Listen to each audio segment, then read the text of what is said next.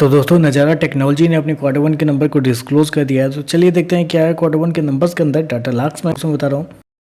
तो देखिए पिछले क्वार्टर में कंपनी 266 करोड़ के आसपास का रेवेन्यू जनरेट किया था ऑपरेशन के थ्रू पिछले साल 254 करोड़ के आसपास, जबकि अभी देखें तो कंपनी का रेवेन्यू 250 करोड़ के आसपास आपको जाता हुआ देखने को मिला। तो साल से साल देखें तो साल से साल कंपनी के रेवेन्यू के अंदर एक हल्की सी गिरावट है, ऑलमोस्ट 1% के आस 1 से 2% के आसपास की गिरावट आपको देखने को मिल रही। वहीं अगर क्वार्टर जाते हैं तो क्वार्टर भी कंपनी के रेवेन्यू के अंदर गिरावट आपको देखने को मिल रही है। लगभग हो सकता है आप 6% के आसपास की गिरावट है। तो क्वार्टर साल से साल कंपनी का रेवेन्यू इस क्वार्टर में आपको गिरता हुआ देखने को मिल रहा है। कंपनी ने शो कितना किया है, 250 करोड़ के आसपास का रेवेन्यू कंपनी ने इस क्वार्टर में शो किया है, जबकि मार्केट का अनुमान था कि इस क्वार्टर में कंपनी का जो रेवेन्यू है वो 267 करोड़ के आसपास आपको आता हुआ देखने को मिलेगा। तो मार्केट के अनुमान से देखें तो कंपनी का रेवेन्यू आपको कम देखने को मिल रहा है, जो कि एक थोड़ा सा निगेटिव है। यहाँ पे खर्चे की बात करते हैं, पिछले क्वार्टर में 284 करोड़ खर्च किए थे, पिछले साल 237 करोड़, अभी देखें तो कंपनी खर्चे 240 करोड़ के आसपास आपको जाता हुआ देखने को मिला। तो खर्चे देखें तो खर्चे भी थोड़े से ज़्यादा इस क्वार्टर में देखने को मिल रहे हैं, क्योंकि साल दर साल कंपनी का रेवेन्यू कम है लेकिन साल दर साल कंपनी के खर्चे आपको ज़्यादा देखने को मिल रहे हैं।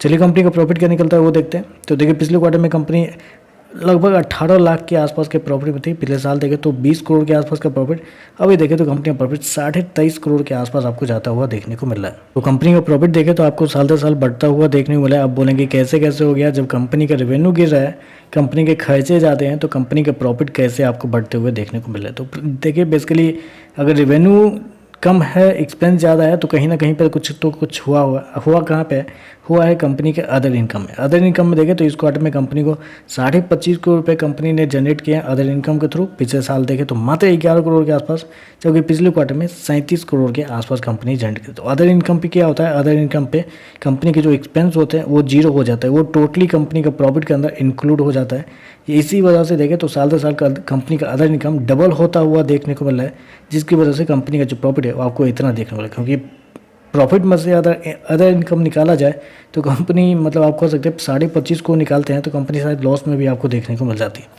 तो चलिए कंपनी का ईपीएस क्या है वो देखते हैं। तो देखिए पिछले क्वार्टर में ₹1.12, पिछले साल ₹2.95, अभी देखें तो ₹2.96 के आसपास आपको देखने को मिल रहा है। ओवरऑल अगर देखें तो नंबर कुछ खास आपको देखने को मिल नहीं रहे हैं, नंबर मेरे हिसाब से थोड़े नेगेटिव ही आपको देखने को मिल रहे हैं। लेकिन मुझे पूरा याद है पिछले क्वार्टर में कंपनी के नंबर इससे भी ज़्यादा खराब थे और शेयर में गिरावट आई, 3-4% के आसपास का गैप डाउन हुआ, लेकिन उसके बाद से शेयर 5-6% गैप अप हो चुका, मतलब पॉजिटिव में चला गया। तो ये कहना थोड़ा मुश्किल है कि इस नंबर के बाद इस शेयर के अंदर इन्वेस्टेड जो ऑपरेटर है या जो इन्वेस्टर है वो इस शेयर को कैसे इस नंबर को रीड करेंगे वो कहना अलग है, वो तो मार्केट खुलने के बाद ही पता चलेगा। क्योंकि नंबर निगेटिव है लेकिन उनका मन फिर से पिछले क्वार्टर की तरह अगर मन बना लिया हो कि बाई करेंगे तो फिर से ये शेयर आपको ग्रीन में जाता हुआ देखने को मिल सकता है। तो कुछ भी हो सकता है, तो इसलिए मार्केट खुलने दीजिए, उसके बाद आप डिसाइड कीजिए कि इस नंबर के बाद आपको क्या करना है। तो चलिए बस आज के लिए बस इतना ही। वीडियो पसंद आया तो लाइक कीजिएगा, साथ में साथ चैनल को सब्सक्राइब जो कीजिएगा। धन्यवाद।